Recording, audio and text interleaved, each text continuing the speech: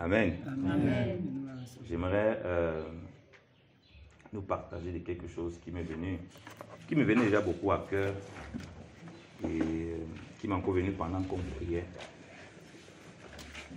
sur l'engagement vraiment avec le Seigneur et l'importance vraiment pour nous en tant qu'enfants de Dieu de ne pas remettre au lendemain ce qu'on peut faire aujourd'hui. J'aimerais lire, on va lire Actes chapitre 22.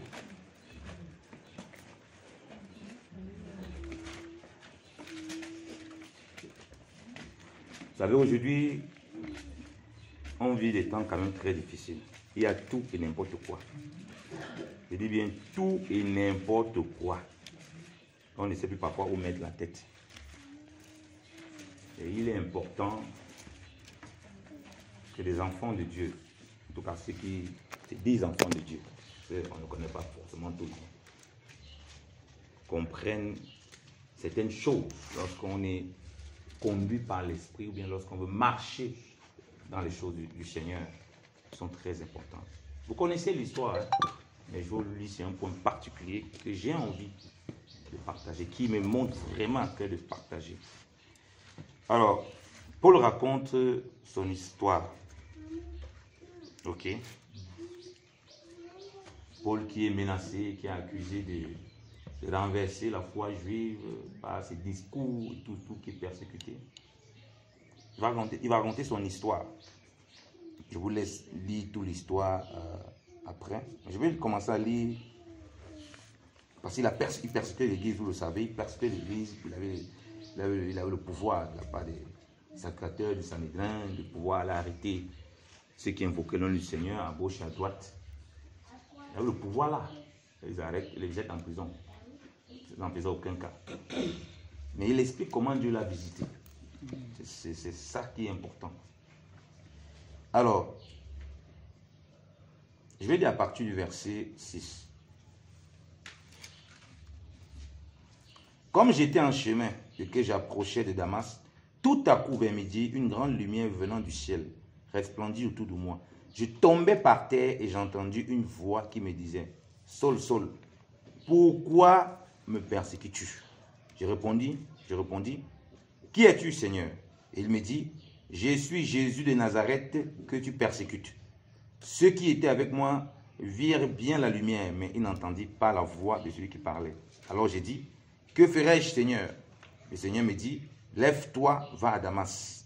Et là, on te dira tout ce que tu dois faire. » Souvenez bien le verset 10, on te dira tout ce que tu dois faire. Je viens d'avoir une rencontre avec le Seigneur. Qui es-tu, Seigneur? Qu'est-ce que je dois faire? Lève-toi, pas. Qu'est-ce que je dois faire? On donne une ordre. Lève-toi, pas. On donne l'ordre à celui qui a rencontré, pas à celui qui n'a pas rencontré. Comprenez bien, hein, parce qu'on va aller quelque part qui est important. Il a rencontré la lumière, l'ébloui.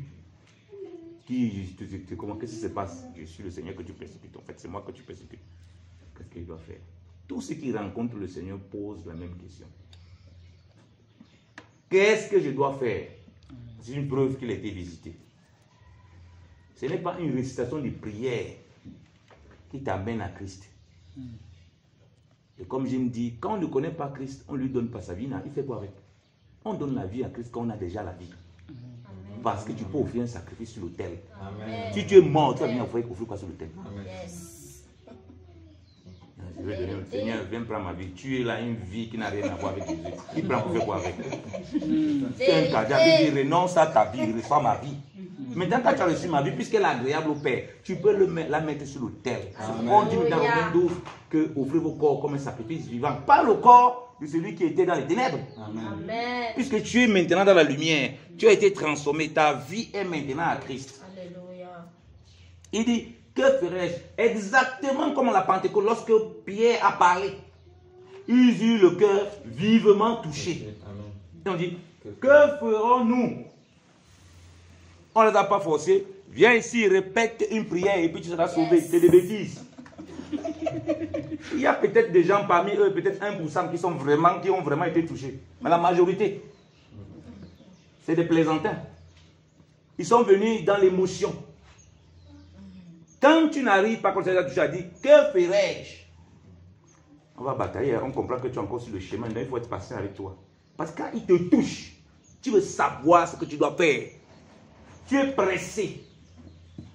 C'est un empressement que la présence du Seigneur t'impose. Le cœur vivement touché, on doit encore t'imposer des choses. On doit te dire, tu ne dis toi-même rien. Toi-même, tu ne prends aucune décision. Ils ont dit, qu'est-ce qu'on doit faire? Que ferais-je? On lui donne l'instruction. On ne s'arrête pas là. On présente ici comment les gens sont convertis. Vous savez, moi, j'étais quelqu'un qui était très rebelle. Je peux vous donner un peu mon témoignage. J'étais quelqu'un qui était très rebelle. Lui, il connaissait un monsieur que j'ai beaucoup nu aussi, quand même, quand on était un peu petit. J'étais très agité, moi. Et quand je suis entré à l'université, très philosophe, très bavard, très discoureur, je luttais beaucoup avec les choses de Dieu. Bon, je me disais que j'étais enfant de Dieu, j'ai gagné des familles pour évangéliques. Qu'est-ce que vous voulez me dire là, vous les soi-disant born again? Arrêtez vos conneries là. Quand Dieu m'a visité dans ma chambre, la visitation que j'avais eue, j'avais envie de me suicider, je vous raconte. J'ai passé un moment difficile parce que j'étais quelqu'un qui n'avait jamais échoué à l'école. Je suis arrivé à l'université à 17 ans, j'étais très intelligent. Effectivement, il se rappelle très bien, j'ai sauté la troisième. On a refusé que je saute la première. On a refusé que je saute le coup moins 2. Parce qu'au coup moins 1, j'avais déjà comment ça s'appelle encore là? L'examen là. C'est aussi, oui, j'avais le 7.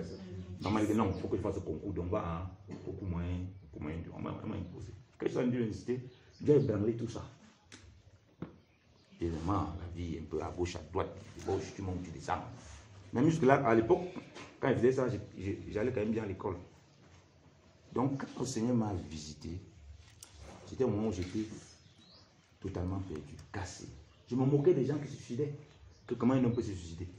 Que ça, c'est un faiblard. Et je me moquais même des gens qui pleuraient de joie. Quand un homme peut pleurer de joie, tiens, ça, c'est un faible.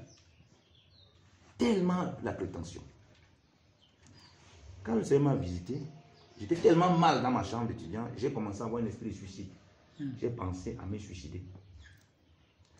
Subitement, je suis tombé comme dans une sorte de songe éveil. Je ne croyais pas au songe, j'ai rejeté tout ça. Dans cette espèce de songe-sommeil,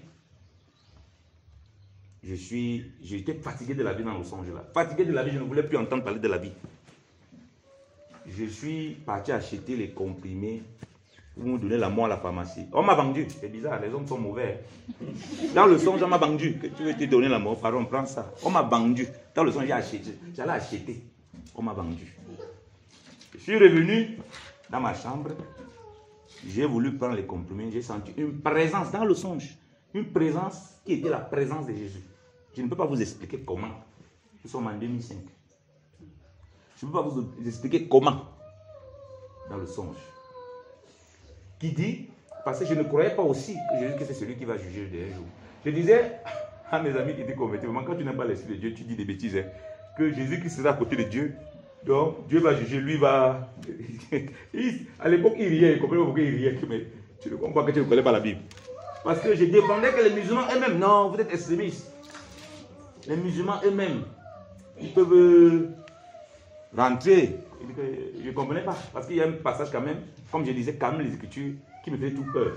Jean 14, 6 là. En tant qu'intellectuel, il me posait quand même une question que, mais si l'histoire si est vraie, il y a un problème quand même. Hein. Il y a quelqu'un qui dit qu'il est le chemin, la vérité, la vie.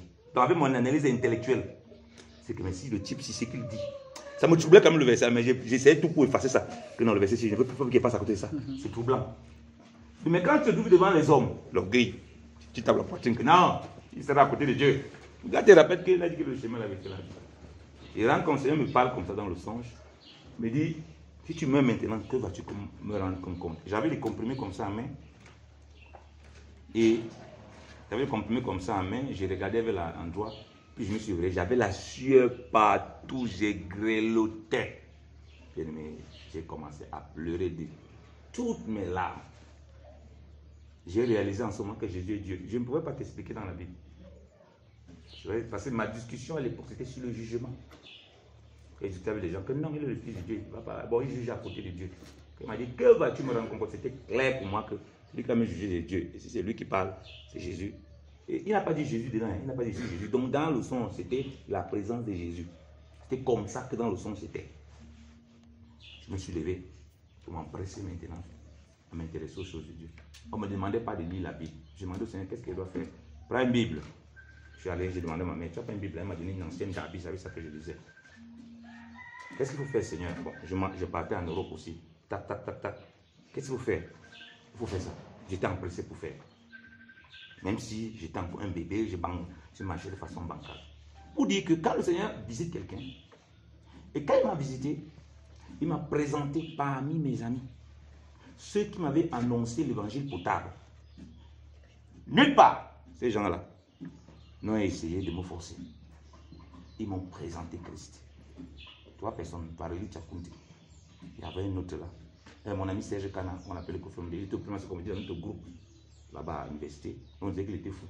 On m'a appelé, comme j'aimais la bagarre, on m'a appelé que gars, Kofi devient fou. On l'a pris dans les églises, viens par on tape les gens là. J'ai couru, pris la moto pour venir ici de taper les gens qui avaient pris le truc de Kofi. Est-ce que c'était la folie, frère? Donc il s'est converti. Lui, frère, c'est pas bien ça. Il faut mettre ton téléphone sur le répondeur. Ça fait la deuxième fois que ça sonne, je crois. Il faut mettre ça en mode avion. C'est pas bien ça.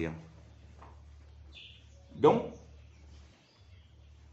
c'est comme ça que le Seigneur m'a touché. Et j'étais surpris, donc, de voir, et je suis surpris, de voir l'église, que les gens disent qu'ils ont été touchés par le Seigneur.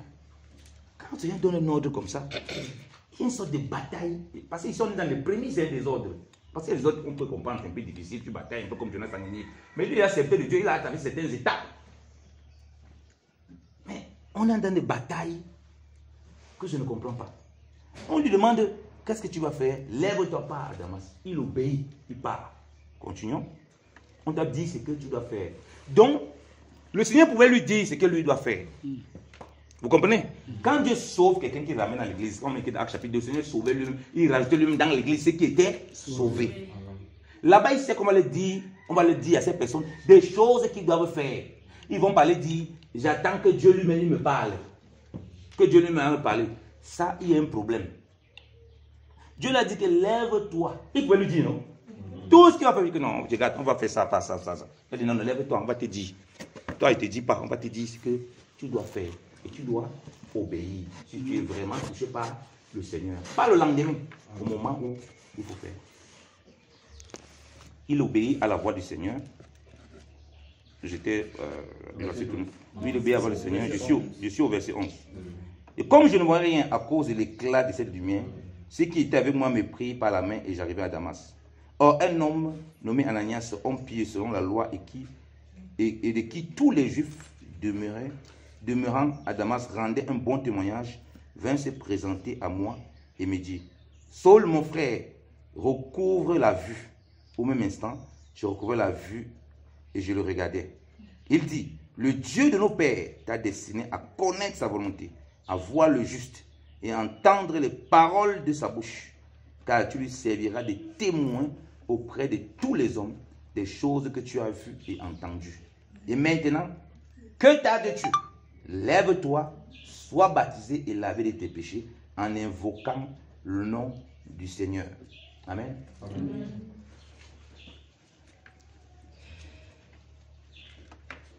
J'ai dit qu'au départ, la rencontre avec le Seigneur, pam, qu'est-ce qu'il doit faire? Ce n'est pas quelqu'un ne te dit par là, ça vient de toi. Ouh, j'ai été touché. Mais, Seigneur, qu'est-ce qu'il doit faire? Que faire? Amen. Premier signe. Quelqu'un qu'on doit tout le temps dire, on doit mettre le tout dans sa bouche. Il faut revoir vraiment si la parole a vraiment pénétré. Elle est vraiment en train de germer. Peut-être en cours de germination, il faut qu'on te laisse encore. Mais si elle est vraiment en train de germer, ça arrive, tu dis ça. Il est conduit. Dieu prend quelqu'un, peu importe. Ne choisit pas lui, soi-disant c'est un bishop. Il y avait les pierres, les machins, il y avait tout ça. Il pouvait les appeler, que non, venez. Appeler personne. Personne. C'est pour dire que l'obéissance là, que Dieu demande, tu es disposé à écouter. Tu es disposé à écouter. Parce qu'il sait qui va se servir pour te faire rentrer dans son plan. Et là, Paul ne conteste pas. Dieu, pendant ça, a préparé. On connaît l'histoire, Actes chapitre 9. Il a eu une vision. Il voit un homme nommé Ananias est rentré lui imposer les mains. Et il a recouvert la vue. Pour qu'il soit rempli du Saint-Esprit et qu'il fasse l'œuvre du Seigneur. Ananias lui a donné un ordre. Ananias a dit que, écoute, frère, viens vraiment, on va faire une étude biblique sur le baptême. Et après, tu vas être convaincu que tu dois te baptiser. Et puis vraiment, on va te baptiser. Non. Non. Jamais. L'enseignement sur le baptême, c'est après avoir été baptisé. Amen. C'est important de comprendre ça. Amen. Ce n'est pas avant. Avant, c'est parce que, bon, voilà, on vient de divers horizons. Parfois, on ne comprend pas les choses. Mais l'enseignement sur le baptême, tout ce que vous voyez qui est enseigné là, on enseigne aux gens qui sont convertis, qui sont baptisés. On ne les enseigne pas après, avant. Ça, c'est la religion qui s'appelle le catéchisme. Tu viens, on t'enseigne d'abord, on me dit que oui, tu as compris ça, tu es convaincu, tu veux te baptiser. Jamais. C'est quelle histoire ça? C'est pas comme ça. S'il n'a pas compris, ça c'est autre chose. On laisse le Seigneur faire germer la parole dans son cœur. Mais en réalité, quand il a reçu la parole, que ferais-je là? Il est prêt à obéir. C'est-à-dire qu'il y a une germination. Il est prêt à accomplir parfaitement les prémices. Parce qu'ils sont dans les prémices. On lui a donné un ordre. On ne lui a pas dit, Paul, viens. Tu as été rempli du Saint-Esprit, tu as ouvert tes yeux. Quand Jésus lui a parlé, il dit que, Acte chapitre 9, on a dit qu'il a vu un homme Ananias qui lui a imposé les mains, non? Que le tout l'a vu. Le Seigneur lui a dit qu'il devait se faire baptiser. Non. Allez lire, hein. Je vous envoie lire, parce que vous semblez être très assis dans la parole. Donc, on va lire, si vous voulez faire la lecture. Il ne lui a pas parlé de ça. Parce que là, ça montre la capacité d'obéissance. La capacité, la façon dont il était touché. Et je vais vous conter mon témoignage. Quand je rentre en Europe, quand je vais en Europe, pendant ces 3 ans, je suis préparé pour le Seigneur formé. Et comme j'ai fait des paroles avec le Seigneur, il dit, bon voilà, il m'a dit, tu vas faire, je vais te amener un nouveau chemin, tu vas partir là-bas. Il me montre déjà, hein, tu vas souffrir pendant les tout. Dieu m'a montré tout, tu vas souffrir. Quand je me convertis, je danse comme ça. J'ai envie de servir le Seigneur, j'ai envie de me mettre vraiment au service du Seigneur, et tout et tout. Et j'ai pris le sang du Seigneur que non, quand je serai un peu plus tard, parce que j'ai souffert, j'ai vraiment eu des sérieux problèmes. C'est un passage obligé. Si tu es appelé à faire certaines choses un peu publiquement, le Seigneur, tu es obligé de faire ça là. Donc, en 2008, quand j'ai dit au Seigneur, j'aurai maintenant ce statut, tu me donnes cette stabilité-là, vraiment, je vais prendre mon temps. Bon. Et ce qui est bizarre, hein, je vais vous donner une anecdote. Quand j'étais à l'université, parfois, comme je lisais quand même la Bible, quand je lisais la Bible, je voyais les péchés que la Bible disait. Je disais, Seigneur, laisse-moi encore un peu profiter. Quand j'aurai 24 ans, je vais vraiment, Seigneur, c'est trop compliqué, c'est trop dur. Parce que je lisais. J'ai quand même devenu pour où quand même on m'a communiqué beaucoup la lecture de la parole. Je lisais comme je dis que le Seigneur, vraiment, attends, vraiment, je suis encore petit, je suis jeune, 18, 19 ans, Seigneur. Laisse que je profite bien des plaisirs de la chair. Et j'avais donné rendez-vous à Dieu à 24 ans. C'est à 24 ans là. Donc, quand je suis en Suisse, 3 ans après qu'il m'ait touché, 3 ans par là après qu'il m'ait touché. Ça a dit que je m'étais même pas rendu compte au fait. Comme le Seigneur, quand tu vas me donner, voilà, machin, j'ai cassé un moment difficile. Le Seigneur a ouvert des quantités de situations. J'ai mon travail, j'étais vraiment dans une position, il m'a rappelé sa parole. J'ai fait ma part, fais ta part. J'ai dit, ok Seigneur, je fais ta part. Dès que j'ai dit que Seigneur, je fais ta part, comme j'avais résolu, frère, je ne comprenais pas ce qui m'arrivait. Je commençais à avoir des visions bizarres. J'étais étonné. Même les gens autour de moi me disaient que, mais gars, tu es étrange, il y a quelque chose qui t'accompagne. On ne voit pas, il y a un truc qui t'accompagne, on ne comprend pas ça. Moi, mais je ne comprenais pas. J'avais une soif que je ne pouvais pas expliquer. Les choses de Dieu. Je ne comprenais pas ce qui m'arrivait. Bien aimé dans le Seigneur. Je ne comprenais pas ce qui m'arrivait moi-même. Je vous dis, je n'avais jamais été enseigné sur les histoires. Le c'est bon, on connaît ça en l'air, Saint-Esprit de façon religieuse. Mais je ne connaissais rien de tout ça. Je ne comprenais pas ce qui m'arrivait. Si tu me dis faire quelque chose pour le Seigneur, je faisais promptement. Promptement. Moi-même, je ne comprenais pas. Alors, comme en ce moment, parce que quand j'étais dans la ville où j'étudiais, avant j'étais dans la ville où j'étais avec mon grand frère. J'allais parfois dans cette petite assemblée là-bas, mais Dieu ne permettait pas que je percevais beaucoup dans les assemblées. J'étais toujours un peu à recul. Et j'avoue que pendant les 3 ans, j'ai dandinais beaucoup. Parce que j'ai passé le moment. Ce serait trop long si j'expliquais le moment que j'ai tracé. C'est un moment très difficile où ma foi était vraiment mise à l'épreuve, où j'ai vu la main de Dieu, où Dieu a fermé la bouche des gens, où j'ai parlé de Dieu. Dans les problèmes comme ça, on me regarde. On dit que dans 2 jours, on va voir si ton Dieu va réagir. Et je vous dis, une situation où on devait m'expulser. Par exemple, on dit que petit frère, qu'est-ce que tu vas faire? Je dis que le Seigneur agira. On te regarde comme ça là. On dit que ok, on va voir ton Seigneur là. Tu dors sans dormir. Et j'ai pris la main de Dieu pendant ce moment-là. Extraordinaire. Où les autres étaient choqués que, mais moi, ton Dieu est réel. Réel. Ma situation était réglée. Mes papiers avaient disparu de la commune. Quand on parle de Dieu, il faut expérimenter Dieu. Amen. Parce qu'on ne m'a pas donné le titre de séjour. En Europe, tu viens, tu as un titre de séjour. Je suis resté 1 an, je n'avais pas d'école. Pendant 1 an, j'ai cherché mon Dieu, je faisais des petits boulots, j'avais rien. Un temps, on m'écrit pour dire que monsieur, vous devez quitter le territoire, machin et tout, on ne voit pas, on ne connaît pas, on va écrire depuis. On m'a écrit depuis quand. Quand je parle de m'inscrire à l'école d'ingénieur, tous mes frères et ses amis, oh petit frère, bienvenue en Europe, tu es dans les vrais problèmes alors là maintenant. Tu es mort. La panique, tu es jeune, tu paniques déjà. Oh, je suis mort, comment? Tu es venu faire l'école ici. Tu pries en pleurant, en même temps, il a foi, le deux, il y a tout. Et tu es seul dans la maison, parce que quand c'est qui te dit ça, il ne prie pas. Petit frère, continue à bien prier, Dieu va t'aider. Ça, c'est des paroles de moquerie. C'est des paroles de moquerie. Tu es comme ça, tu as la. J'ai passé aller dans les. Parce que dans mon salon, mon frère aîné, je m'en vais pas à la cuisine, j'ai pris. Tu vois comment on traverse, on rigole au couloir. Eh, c'est pas facile, frère. Quand tu reviens au salon, on dit que tu as fini de prier. On te dit ça de façon ironique un peu. C'est dur, hein, bien aimé au Seigneur. Tu es seul dans la maison, les autres sont des incrédules. C'est terrible. Mes papiers avaient disparu à la commune. La police fédérale, parce que la Suisse était un pays fédéral. La police fédérale est venue me chercher. Ah! Le jour où j'étais allé faire un petit travail pour avoir un peu d'argent. Oh! Mon frère m'appelle. Petit frère, tu vends la Lumbanga ici là. Oh, petit frère, il faut dire ce que tu fais. Ton histoire de Dieu que tu es dedans là. En même temps, il ne sait pas. C'est encore quoi comme ça? Donc, tous savent que pour moi, c'est compliqué. Je n'ai pas de titre de séjour. Je me suis cherché à l'école, je n'ai pas de titre de séjour. Je ne sais pas ce qui se passe. C'est la police qui vient me chercher. Donc, tous les ingrédients sont mis en place. C'est là où Dieu est bon, bien aimé dans le Seigneur. Amen. Alléluia. Amen. Tous les ingrédients sont mis en place pour qu'on me voit comme un taré, un fou, que son histoire de Dieu là, c'est même vraiment dangereux. Il faut le sortir de là. Mon grand frère me dit, quand tu vas venir, on va avoir une causerie. Je suis paniqué, frère. On est un dimanche. Je viens le soir à la maison. Petit frère, la police n'est jamais venue ici chez moi. En plus, la police fédérale, ça c'est des fédéraux, donc ils sortent bien de la capitale de Berne pour venir t'arrêter, partir avec toi. L'ordre est rentré à la force.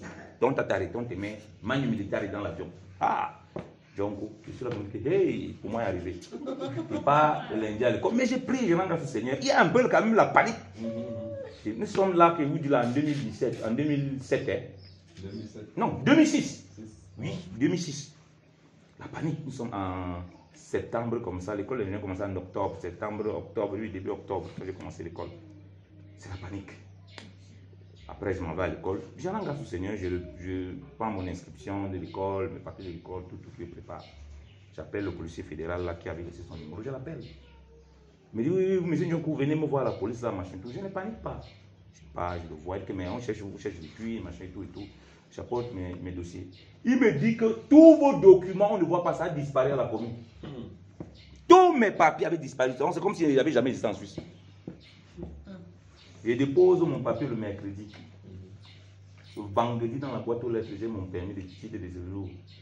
Même la femme de mon frère n'osait pas regarder ça des yeux. Il se demandait comment j'ai fait. On s'est vu à 18 h. Donc, humainement, c'est impossible ce qui s'est passé. Parce qu'en plus, avant, il donnait avec des papiers. C'est un papier comme ça qui est entouré. Le vendredi, donc on a traité mon truc. Jeudi, vendredi, mon truc. Parce qu'on envoie le courrier chez toi, ça prend un jour. On a traité ça soit le mercredi, soit le vendredi, soit le jeudi. Quand je rentre de l'école, puis je rentrais plus tôt, je prends, c'est moi qui arrive à boire tous les jours. Généralement, comme Dieu sait faire les choses, Dieu est bon. Hein. C'est la copine de mon grand frère qui ouvrait tout le temps la boîte aux lettres pour retirer les courriers. 6 jours, elle n'a pas touché. Dieu a permis qu'il reste à la maison. Je rentre de l'école, je regarde, et il y a les courriers, je prends, je vois qu'il y a mon permis. Je commence à voir danser là-bas en bas, je danse, je tourne partout. Je loue le Seigneur, je danse. Mais l'histoire, c'est qu'on m'a dit que c'est impossible que je dois avoir, que pour moi, il est mort. Et que ça, même si on doit me donner, ça veut vraiment prendre un avocat. J'avais dit, grand frère, je n'ai pas aucun avocat. j'ai un avocat. Amen. Père, Amen. Jésus-Christ de Nazareth. Amen. Je dis, petit frère, l'avenir nous dira. Voilà comment on me reconnaît. C'est vous qui dites Amen. Hein? Moi, il n'y avait pas d'Amen. Hein? Et c'était hyper difficile. Quand je parle, je montre ça. Tout le monde est conforté. Il n'osait même pas regarder. Dans cette obéissance au Seigneur, je vous dis ça pour montrer à quel point il faut être prêt à se sacrifier pour obéir au Seigneur. Je pouvais me compromettre la période-là de tout genre de compromission. Des amis m'ont proposé, fais comme ceci, fais cela, va faire ceci. Je dis non, moi je suis venu moi pour servir, pour étudier et j'ai craint le Seigneur. Je crois qu'il va m'ouvrir. Donc il est là comme un fantôme, que petit frère. Petit. Les gars, les vieux, petit. Petit, la foi de l'Europe, ce n'est pas la foi de l'Afrique, hein, petit. Et si on a une foi autrement. Et que j'ai des paroles comme avant, c'est comme ça. Mais j'étais ferme. Malgré que je n'étais pas très mûr dans la foi, j'étais ferme. Après, j'étais 1 an, mais j'étais ferme. Donc en 2008, quand Dieu me parle comme ça, j'ai dit, Seigneur, mets à ton service. Je commence à l'assemblée. J'étais prompt à obéir pour ce qui concerne le Seigneur. Comme je dis, je commence à avoir des visions. Je commence à voir des choses un peu étranges. Je vais un jour à l'assemblée. Les responsables de l'assemblée me voient. Ils disent, mais le gars, c'est des aînés. Il connaît même les choses du Seigneur. Mais qu'est-ce qui se passe? Il connaît, mais il est... Je dis, non, j'ai cru au Seigneur. En 2008 maintenant, j'ai grandi dans les Écritures. À 6 ans, on m'avait baptisé tout petit. Et je lisais la Bible. Je connaissais tout. Il y a un dessin qui passait sur la Bible. C'était Book. Que je connaissais tout le truc. Je connaissais tout petit. J'ai vraiment grandi. On m'a vraiment... Parce que j'avais une grande sœur qui craignait Dieu. Mais après, un moment, elle quittait de la maison. Bah, on se battait entre nous maintenant et puis chacun faisait ce qu'il voulait. Donc, quand j'ai commencé à expliquer, elle m'a dit, quand tu as baptisé tout petit, elle dit que oui. Elle m'a dit, non, ce n'est pas comme ça dans la parole. Elle m'a dit, 1 Pierre chapitre 3, non, c'est une bonne conscience, machin. Elle dit, ok, c'est pas un problème alors, on se baptise quand? On peut aller là, ou bien. Et ils étaient choqués tous. Je dis, mais, vous êtes choqués pourquoi? Il dit, mais, c'est la première fois qu'on voit ça. Je dis, quelle première fois vous voyez ça? Mais, tu m'as lu la parole, non? J'étais petit, je ne connaissais pas ce qu'il faisait. Pardon, moi je suis dans le service du Seigneur. Moi vraiment, j'ai dit que le Seigneur, elle n'en revenait pas. Elle n'en revenait pas. Je n'ai pas entendu que vos cours de baptême, machin. Je ne connaissais rien de tout ce que je vous explique là. Quand elle m'a lu la parole, paf, chaud. Et quand j'ai obéi comme ça, quelques temps plus tard, ça c'est la partie que je veux que vous reteniez, qui est importante. Le plus difficile c'était quoi? C'est de dire à ma famille. Parce que j'ai d'abord accepté, j'ai dit que c'est pas grave, on fait ça. Aïe, la nuit qui suivait, combat dans le sommeil. Maman, j'ai peur. Oh, on m'a dit que tu es entré dans une secte. J'ai commencé à entendre des voix qui me décourageaient. Dans le sommeil. C'est quoi ces voix-là? Et j'ai commencé à avoir un peu peur. Ouh, on m'a dit persécuté. Ouh, on m'a dit que tu es entré dans une secte. Ouh, tu es perdu. Hey, le doute veut commencer à se salir. Je prends le téléphone, j'ai envie d'appeler le couple qui dirigeait l'assemblée. L'histoire du baptême, c'est que vous voulez me mettre dedans là, que j'avais dit oui là. Peut-être il faut que je décommande ça. Et quand je vais parler du baptême, c'est comme si je fermais ma bouche. Quand elle appelle le papa au téléphone, on commence à parler de choses des Écritures. Ah, mais vraiment, tu as pensé aux Écritures, comment poser quelque nom? J'ai pris le livre beaucoup les Écritures, Dieu m'éclaire davantage, que je veux me mettre vraiment en fond avec le Seigneur. Je ne vais même pas parler que non. Annulez-moi ça que vous voulez faire. Donc il y a cette bataille. Et pendant cette bataille, je n'ai pas encore dit à ma mère parce que j'étais très proche avec ma mère. Une nuit, un jour, j'avais encore un problème. Ça peut être le cas pour toi ici. Il y a des choses peut-être que tu gardes qui t'empêchent. Et c'était ça qui m'empêchait de vivre une certaine visitation aussi du Seigneur pour aller à un certain niveau. Il me connaît. J'ai grandi beaucoup dans la musique congolaise de Ndombolo, machin. Moi, j'avais la photo de Werason là en grand écran. J'avais même mon adresse, même comment ça s'appelait, c'était Phénomène 100. On m'appelait Phénomène à l'université. J'avais toutes sortes de petits. J'ai eu toutes sortes de petits noms. J'avais encore ce lot, je n'écoutais plus. Toute ma fortune était la musique. Toute ma fortune. Je ne juge pas les chrétiens parfois qui essaient de mélanger. Je comprends que c'est une question d'éclairage. Ils ont besoin de visiter d'une certaine façon, ils comprennent. Je n'écoutais plus ça, j'écoutais que les cantiques à ce moment. Personne m'a dit que je n'écoute plus les autres musiques. Mais comme c'était là, je ne voulais plus que j'ai ça là dans ma maison. Ce jour-là, Dieu me dit, il faut sortir ça. Sors cette histoire-là. c'est chez toi. Ton gros lot là que tu as entassé, tu as mis de côté, ça fait quoi là? Si je n'écoute pas, ça fait quoi là? Vous savez la chair, non? Oui, Seigneur, je n'écoute pas, mais je laisse quand même un peu là. Ça fait quoi là? Et pas à l'église, pas parmi les frères. On me dit, le message qui sort là, il y a quelque chose que tu as là, que Dieu veut que tu te débarrasses, mais c'est pas possible. Dieu me parle à la maison, les gens comme me parlent. Ok, je rentre à la maison. Tout ça, c'est là que je vais me faire baptiser. Puisqu'il demande un peu de baptême, on m'a dit que non, il faut attendre plus tard, pendant le courant du baptême. C'est dans l'attente que nous avons le courant du baptême là que tous ces bagarres, c'est pourquoi je crois qu'il ne faut pas tarder pour se faire baptiser. C'est dans cet intervalle là que l'ennemi vient, tu commences à batailler avec la parole, telle personne va dire ça, oui, machin. Frère, quand tu dois obéir à Dieu, si tu as encore les intermédiaires, les intervalles là, ça devient très compliqué. Parce que si le même jour j'avais demandé, ou même le lendemain, je dis que non. Ça, moi je n'étais pas. Moi, si je baptise en hiver, quand il fait froid, je dis au frère que moi je ne connais pas l'hiver, machin. Tu veux te faire baptiser, tu te plonges dans l'eau, on part dans l'eau, tu te plonges, je sors avec toi. C'est fini. Et maintenant, il t'assoit et t'enseigne. Parce que c'est que le temps qu'il peut laisser là, tu peux venir le lendemain et me dire que, femme de Dieu, vraiment, laissons encore, je vais me baptiser dans 6 ans. C'est parce qu'on voit dans la parole, parce que le Seigneur veut. Parce que tu dois être prompt à obéir. Parce que derrière le baptême, on y arrivera, je n'ai pas envie de prendre beaucoup de temps, mais je sens qu'il faut que je vous parle de cœur à cœur. Donc, quand je m'en vais, je rentre dans ma chambre comme ça. Je rentre après, je dis que non, ça c'est Dieu qui m'a parlé. Je demande un CD à une soeur là qui n'est plus, avec laquelle j'étais très attaché, avec qui on était à l'école d'ingénieur. On me donne les CD de louange, un CD de louange. Parce que je m'écoutais que sur les ailes de la foi. Que sur les ailes de la foi à l'époque là. Quand je mets ça, je décide que je vais jeter tout ça. De toute façon, je n'écoute plus, ça ne sert à rien que ça reste là. Je m'en vais devant le lot des CD. Pour moi, c'était comme ça, je fais peut-être une éternité. Je prends les CD, j'entends une voix qui dit jette.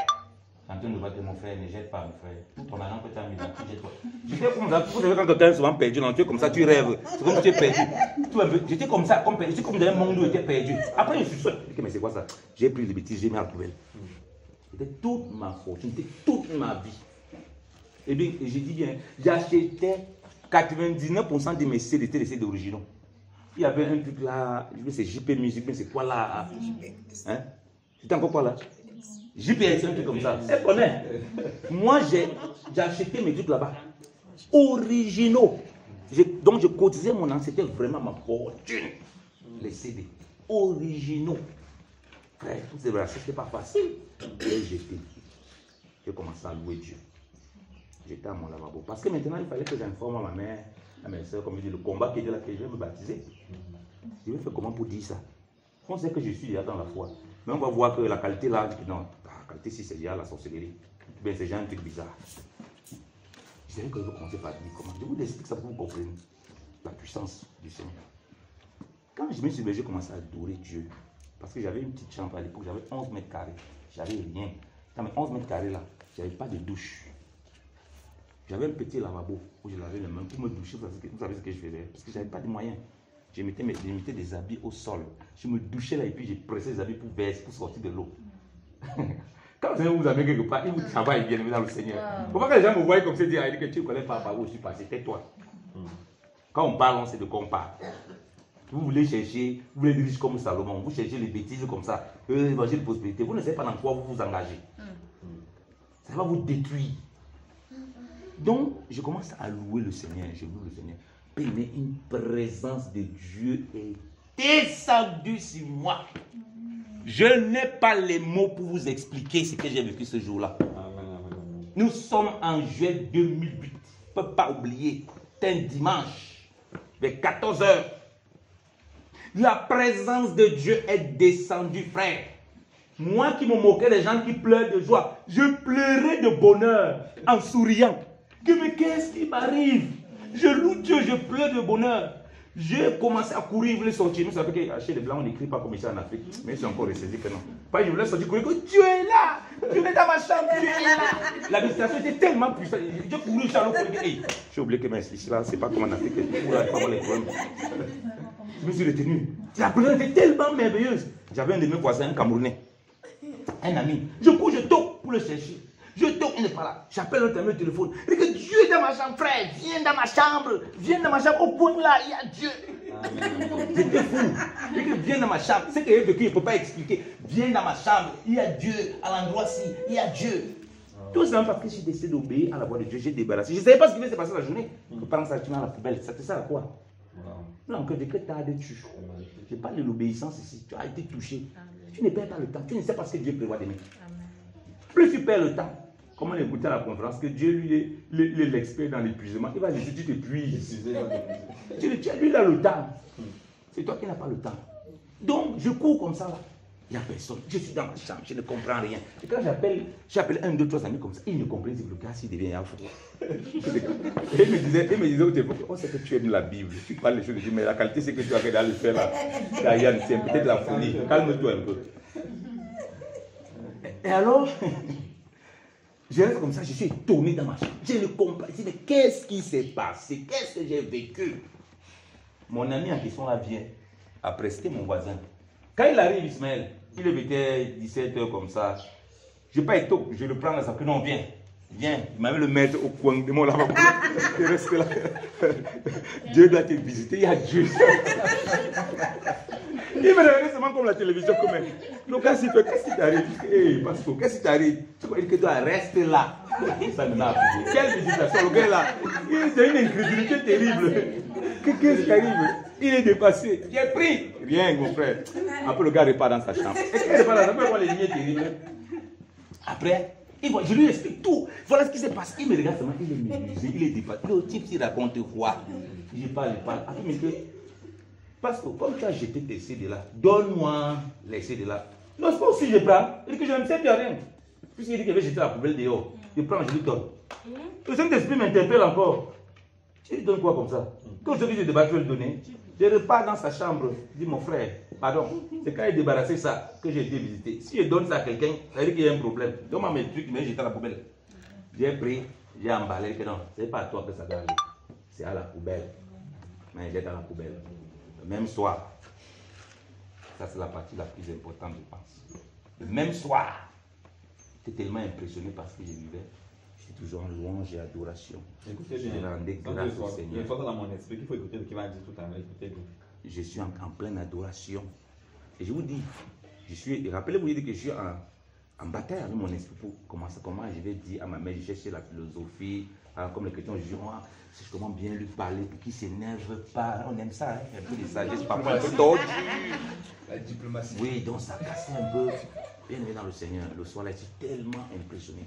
Pendant que je loue le Seigneur, à un moment, je me lève de mon lit pour adorer. Je sens la présence du Seigneur, je suis couché. Frère, j'ai su en ce moment ce que c'est qu'être rempli du Saint-Esprit d'une façon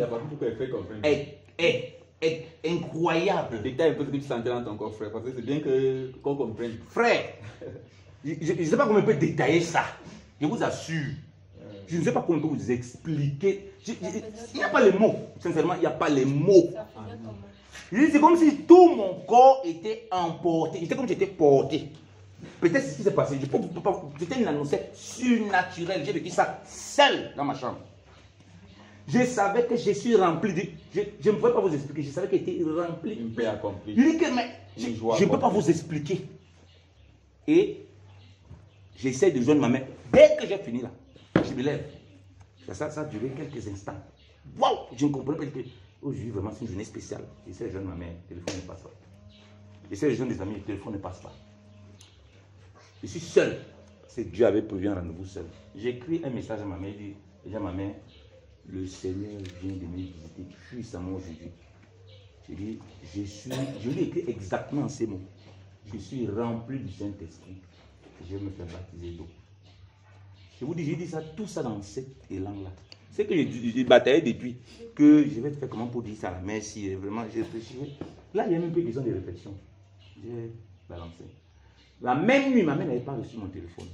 Elle n'avait pas reçu mon message. Je n'ai pas pu la journée dormir. La même nuit. Ma mère ne connaissant rien de ce qui se passe en Suisse. Ma mère fait un songe. Dans le songe, elle m'accouche de nouveau. Amen. Alléluia. Et ma mère a toujours eu les enfants avec beaucoup de douleur. Mais dans le songe, je viens sans douleur et tellement gros et tellement beau. Alléluia. Les gens me regardent avec une lumière. Yes. Les gens me regardent et ils disent, waouh, l'enfant c'est tellement beau et tellement grand. Alléluia. Dans le songe, plein de monde me regarde. Elle va présenter à mon frère. Si tu connais l'histoire, c'est à présenter. Elle présente à mon père. Elle dit. dit, elle présente à mon papa biologique. Elle lui dit, voici ton enfant. Alléluia. Au même moment, ma mère se réveille. C'est là elle voit mon SMS. Donc après avoir fait le songe, qu'est-ce qu'elle dit, Seigneur, qu'est-ce que ça veut dire cette histoire? Elle voit mon SMS. Je lui explique ce que j'ai vécu. Et quand j'ai dormi, quand on a dormi là, quand j'ai prié pour quelqu'un, je lui ai imposé les mains, j'ai raconté toute sa vie. Elle dit en plus, je ne sais pas que tu commences à parler le charabia. Je priais pour quelqu'un, il me demandait, toi et moi, on se connaît où? Je marchais, je voyais les gens, je voyais leur vie défiler devant moi. Amen. Je voyais les gens, et à l'église, on me fait, mais moi je dis que ta qualité, ça, ce n'est pas bon, c'est parce que il faut qu'on définisse ce que c'est. Parce que tu es un peu normal, ta façon de faire. Déjà, j'avais même peur de prier avec moi. J'ai commencé à même avoir peur que peut-être j'ai reçu autre chose. Puis là, on m'a découragé. Que non, frère, fais attention, ce que tu as là, peut-être c'est pas toujours. Il y a les esprits, et pour moi là, c'est quelle qualité comme ça. J'étais fou de Christ. Là-bas, hein, j'étais il y a fou avant. Mais là-bas, il y a fou, là, il multiplié, je ne sais pas par combien. Même à l'école, au prof vient, le prêche évangile. Il me décourageait. J'envoie les mails même au prof. Là, je me rends compte à l'époque que, parce que je dis que c'était pas raison, c'est Dieu qui voulait que le prêche évangile comme ça. Parce qu'après, j'ai compris que c'était une période que Dieu voulait que j'apporte l'évangile à cette personne d'une certaine façon. J'étais ivre. Ça m'a valu l'exclusion de la famille. Parce qu'on s'est assis, le chef de la famille s'est assis. Vous savez ce qui a fait en sorte qu'ils aient peur? C'est le témoignage là. Ils ont eu peur. Hey, l'histoire ci. On a fait d'exclure un gars de la famille comme ça, qui nous dit que ce n'est pas vraiment quelqu'un que Dieu a visité puissamment. Son histoire là, quand même, est effrayante. Et personne n'osait plus me persécuter d'une certaine façon. J'ai quand même été persécuté parce que voilà, c'est la pression, c'est inévitable parce qu'ils n'ont pas reçu l'esprit. Et j'ai obéi, je me suis baptisé. Pour moi, c'était quelque chose de normal. Et c'est là où ça m'a fait comprendre que dans la Bible, et c'est très profond. L'obéissance, ce n'est pas, on n'oblige pas quelqu'un. Quelqu'un vraiment qui te touche, il ne tente pas le lendemain. Pas il fait. Parce qu'entre les deux là, tu commences à entendre. Vous voyez pourquoi Actes chapitre 2, on dit quoi? Ceux qui eurent le cœur touché. Que ferons-nous? Hommes frères, soyez baptisés au nom du Seigneur. Après la maison de réfléchir, et vous recevez le don de Dieu. On dit en ce même jour là. On n'a pas dit vraiment, on va faire un séminaire sur le baptême. Ça, c'est quand on est converti. On est déjà baptisé. On va maintenant t'expliquer tous les bienfaits. Ton cœur est déjà préparé. Tu vis ça, je peux te dire, il n'y a pas la place pour la peur. Il n'y a pas la place pour on va penser quoi de moi pour la persécution. Il n'y a pas la place que quand je vais dire une parole à quelqu'un, Dieu va me donner quelque chose pour quelqu'un, je vais dire, je vais commencer à philosophie. Il t'amène dans une autre dimension avec lui. Une dimension d'obéissance totale de lui plaire, que lui il est agréable. C'est là après qu'il va te purifier, te donner la sagesse à certaines choses, il va t'apprendre à obéir sans discuter. Donc, bienvenue dans le Seigneur. Aujourd'hui, on a des gens qui disent que le baptême, ce n'est plus nécessaire. Là, ils sont là donner un ordre. On ne l'a pas enseigné. Paul, que tardes-tu? Tu attends quoi? Ah non, vraiment, j'attends, frère. Je ne sais pas encore ce qui va se passer. Tu sais, je ne suis pas encore prêt, vraiment. Tu n'es pas encore prêt pour aller au point au ciel? Je réfléchis encore. Non, vraiment, j'ai réfléchi. C'est vrai, il y a un coup de réflexion, mais tu réfléchis jusqu'à quand? Que tardes-tu? Que tardes-tu? On ne tarde pas avec l'obéissance directe au Seigneur. Parce que c'est comme ça qu'il va t'utiliser. Paul n'a pas réfléchi que vraiment, attendez, je m'avais demandé aux sacrificateurs qui m'ont donné la permission de venir vous arrêter. S'ils sont d'accord, vraiment, je rentre d'abord à Jérusalem. Je suis à Damas ici, c'est pas pour ça que je suis venu. Le gars est parti persécuteur. Il est revenu. Prédicateur, baptisé, rempli du Saint-Esprit, clairvoyant et béni de toute sa bénédiction dans les lieux célestes. Donc, voilà comment le Seigneur veut nous utiliser. Il ne veut pas vous développer tout. Je suis dans la notion d'obéissance, déjà pour les prémices. Si pour les prémices, toi et moi, on bagarre pour obéir. Mon ami, Quand Dieu va vouloir te faire passer par le creuset pour te travailler, vraiment, tu vas dire, Seigneur, tu ne me touches pas, fous-moi le camp. Je ne te suis pas, je ne t'obéis pas, je lutte. Soyons prompts à obéir au Seigneur. Ça nous épargne beaucoup de problèmes. De toute façon, on va obéir. Mais dans quelles conditions on va obéir? 40 ans dans le désert. Pour rien. Tu perds ton temps pour rien. Alors que tu aurais pu faire les choses facilement. Parce que Dieu, comme le frère a dit, il n'a pas beaucoup marqué. Il est l'expert dans l'épuisement. C'est-à-dire que tu vas t'épuiser. Perdre le temps inutilement. Tu t'attends quelque part. C'est là-bas que tu vas revenir. Tu vas revenir là-bas. N'aie pas peur. Celui qui est avec toi, c'est le maître du ciel et de la terre. Amen. Personne ne peut rien te faire. Amen. Si Christ permet qu'on te touche, c'est parce que c'est que te toucher là-bas, porter quelque chose dans ta vie. Aussi longtemps que tu marches dans la vérité. Amen. Et si on te touche parce que tu es un malhonnête, ça c'est autre chose. La Bible dit que personne ne souffre comme un malfaiteur. Mais si tu souffres à cause de Christ, la Bible dit que tout l'honneur au Seigneur, toute la gloire au Seigneur. Parce qu'il sait comment il va se glorifier dans ça. Il savait qu'il devait se glorifier dans la persécution que les chrétiens vivaient en sauvant Paul. C'était une gloire pour le Seigneur. Les chrétiens vont voir le persécuteur est devenu maintenant le prédicateur. Quel merveilleux témoignage. Mais il fallait bien qu'il soit dans une telle condition. Il fallait que les frères acceptent un peu de souffrir, obéissent malgré la persécution. Imaginez-vous que les gens se faisaient baptiser à notre époque, à leur époque là, comme ça, littéralement, alors qu'il y avait des lettres qui stipulaient clairement que mon ami arrête tel qui parle de Jésus. Tu crois que c'est facile? Si on sait par exemple que la police va arrêter les gens ici, vous croyez qu'on peut dire à un voisin que viens, pardon, il va dire, hey, tu as vu comment on vous a fouetté, on vous a massacré, c'était pas nous qu'on a mis en prison. Vous voulez que tu... Mais nous, on n'a même pas ça. On n'a même pas le premier degré qu'ils avaient. On dit, ah bon. Je vais revenir, vraiment, je vais revenir. On va voir s'il faut obéir. J'ai fini par un témoignage. Un serviteur de Dieu que j'avais écouté, l'évangéliste, qui parlait du Seigneur. Qui parlait. Puis il y a des gens qui sont venus, vraiment, on était touchés par le message. On veut marcher le Seigneur. Qu'est-ce qu'il faut faire? Il a commencé à expliquer, non, frère, vous avez cru, confessez le Seigneur, il faut vous baptiser en conformité à sa mort et à sa résurrection. Pour marcher en nouveauté de vie. Ouais, pasteur, ton discours est intéressant, mais comme ton séminaire est durant toute la semaine-ci, on va revenir, on va le voir. Le lendemain, ils ont un accident, les voitures sont tous morts, tous ceux qui avaient refusé. Et je ne suis pas en train de dire que c'est le cas pour vous, je ne dis pas ça pour vous faire peur. Je dis ça pour vous faire comprendre les réalités des choses spirituelles. Ils avaient entendu la voix, et même ils sont venus dire que ça c'est tel, ils ont entendu ça. Vraiment, ça nous touche beaucoup. Après ça, qu'est-ce qu'il y a? Mais frère, si vous, après ça, qu'est-ce qu'il y a? C'est ça, comme on dit, que ferais-je? Après ça, qu'est-ce qu'il y a? Baptise-toi. Avec le Seigneur. C'est la preuve publique qui est une démonstration de ta foi. Que Dieu, parce qu'au moment où Dieu a dit devant tout le monde, celui c'est mon fils, Jésus qu'il y a son fils, bien aimé, c'est quand il sort de l'eau. Parce que Jean-Baptiste, n'oubliez pas, n'était pas accepté par les sacrificateurs. Il ne le considérait pas comme un prophète. Il considérait que le peuple qui allait vers lui était des naïfs et des ignorants. Parce que Christ l'a mis devant les faits. Jean-Baptiste, le baptême qu'il fait là, de qui il a reçu ça? Si on dit que c'est de Dieu, il va dire, mais pourquoi vous n'avez pas cru? Il ne croyait pas. Donc quand tu allais même te faire au niveau de Jean-Baptiste, c'était dangereux. À plus forte raison quand c'est encore Jésus-Christ. Aujourd'hui, il y a une banalisation. Il y a même des gens qui prêchent contre ça. C'est terrible. Alors qu'on voit que c'est un ordre qu'on a donné là. Agnès, ce n'était pas Pierre, Paul, Pierre, machin, Jacques.